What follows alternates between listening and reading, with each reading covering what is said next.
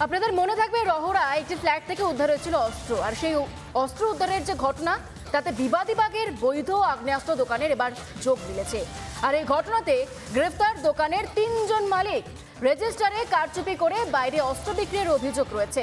উদ্ধার মোট 41টি আগ্নেয়াস্ত্র। এই যে দোকান অবৈধভাবে তারা এবার পাচার করেছে, সেক্ষেত্রে দাঁড়িয়ে এবার গ্রেফতার বেঙ্গল এসটিএফ এর হাতে তারা গ্রেফতার।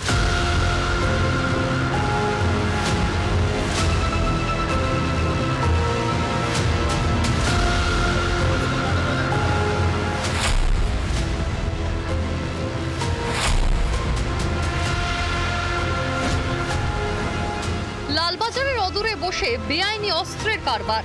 দোকানের 3 মালিক গিরিশ পার্ক এলাকা থেকে গ্রেফতার। সবুজ রঙের শাটার ফেলা রয়েছে এই দোকান, আপাতত দোকানে তালা ঝুলছে।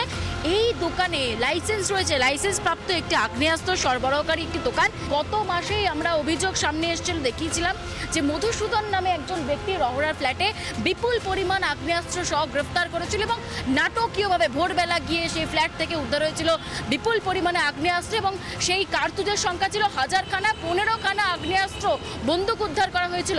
এবং এই অভিযোগ পাওয়ার পরে বেঙ্গল এসটিএফ তদন্ত শুরু করেছিল। সেই ঘটনার একদম সূত্র ধরে বেঙ্গল এসটিএফ এর হাতে এবার 3 জন ব্যক্তি পাকড়াও। যে 3 জন গ্রেফতার হয়েছে তারা কিন্তু এই দোকানেরই মালিক। সুবীর দা, অভির দা এবং সুব্রত দা, এই 3 জনকে কিন্তু গ্রেফতার করা হয়েছে। বৈধ অস্ত্রের দোকান থেকে চলছিল অবৈধভাবে অস্ত্র পাচার। দোকান থেকে উদ্ধার 2 নলা ও 1 নলা বন্দুক সহ মোট 41টি আগ্নেয়াস্ত্র। 3 জন মালিককে গ্রেফতার করা হয়েছে। তারা ইল্লিগাল কাজ করছিল, জানেন? वो सब नहीं जानते। हम तो अपना दुकान देखते हैं दिन भर, हमको कहाँ से पता रहेगा। বারুদের স্তূপে বাংলা। মাঝে মধ্যেই রাজ্যের বিভিন্ন প্রান্তে হচ্ছে বিস্ফোরণ। এবার খাস কলকাতা থেকে চলছিল বেআইনি অস্ত্রের কারবার। উদ্ধার তো হবেই, সব মিলেমিশে একাকার হয়ে গেছে।